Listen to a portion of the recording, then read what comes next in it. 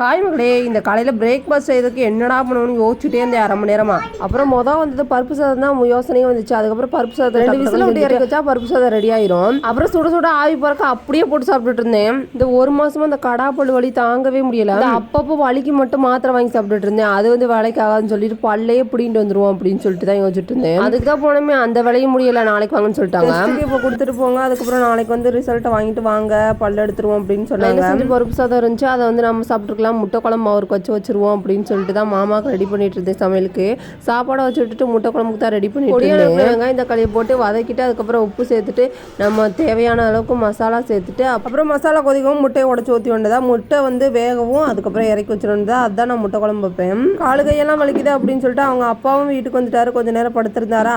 அப்போ வரும்போதே நம்ம இந்த வெயிலுக்கு தர்பூசணி கொடுத்துட்டு இருந்தாங்களா. எப்பா சாமி கொடுங்கப்பா அப்படின்னு சொல்லிட்டு வாங்கிட்டு வந்தாச்சு. வந்த உடனே அதை தான் அறுத்து சாப்பிட்டுட்டு இருந்தேன். வெயில போயிட்டு இருந்தது, அதுதான் கொஞ்சம் நல்லா இருந்துச்சு. கிளைமேட் தேனியில் சொல்லவே வேணாம், நல்லா இருக்கும். ஆனால் இந்த வெயில் காலம் வந்தாதான் கொஞ்சம் இதாக இருக்கும். அதுக்கப்புறம் முட்டையெல்லாம் உடச்சி ஊற்றிட்டு அதுக்கப்புறம் குழம்புக்குள்ள ரெடி பண்ணியாச்சு. குழம்புக்கு ரெடி பண்ணி என்ன பிரயோஜனம், அவங்க அப்பா சாப்பிடவே இல்லை. அப்புறம் வெளியில் ரிலேஷனை பார்க்கணும்னு சொல்லிட்டு அவங்க அப்பா கடைக்கு போயாச்சு.